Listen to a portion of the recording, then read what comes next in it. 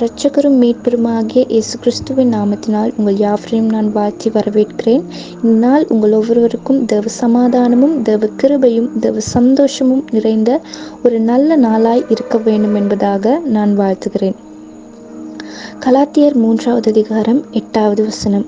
உனக்குள் சகல ஜாதிகளும் ஆசீர்வதிக்கப்படும். இந்த இடத்தில் ஆபிரகாம் விசுவாசத்தின் தந்தையாக காண்பிக்கப்படுகிறார். ஆபிரகாமின் ஊடாக அவருடைய சந்ததியை தேவன் ஆசீர்வதிக்கிறார்.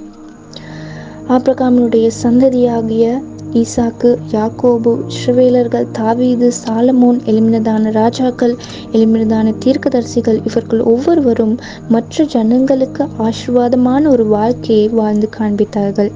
இப்படியாக இவர்களுடைய திறமைகள், இவர்களுடைய பணம், இவருடைய சொத்துக்கள், இவருடைய வேலை வாய்ப்புகள் மற்ற ஜனங்களுக்கு நன்மையாய் அமைந்தது. இவருடைய ஞானம் குழப்பத்தோடு வருகிறவர்களுக்கு தீர்வை கட்டளையிட்டது. இவர்கள் ஜனங்களை அரசாண்ட விதம் நன்மையாய் அமைந்தது.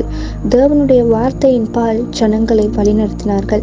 இப்படியாக இந்த ஆபிரகாமின் சந்ததி மற்ற ஜனங்களுக்கு ஆசீர்வாதத்தை கொடுக்கிறதான ஒரு சந்ததியாய் இருந்தது.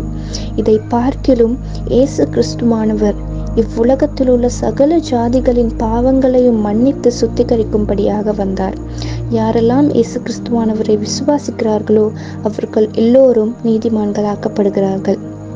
இப்படியாக இந்த பழைய ஏற்பாட்டு காலத்தில் எப்படி ஆபிரகாமினுடைய சந்ததி ஆசீர்வாதத்தை கொடுக்கிறவர்களாயிருந்தார்களோ அதை போன்று இந்த புதிய ஏற்பாட்டு காலத்தில் இருக்கிற நாங்கள் ஒவ்வொருவரும் நாங்கள் பெற்றுக்கொண்ட அந்த இரட்சிப்பை, நாங்கள் பெற்றுக்கொண்ட அந்த விடுதலையை மற்றவர்களுக்கு கொடுக்கிறவர்களாய், அந்த பாவ மன்னிப்பை அவர்கள் அறிந்து கொள்ளும்படியாக அவர்களிடம் கொடுக்கிறவர்களாய், அந்த ஆவிக்குரிய ஆசீர்வாதங்களை மற்றவர்களுக்கு கொடுக்கிறவர்களாய் நாங்கள் இருக்க வேண்டும் என்பதாக தேவன் பிரியப்படுகிறார்.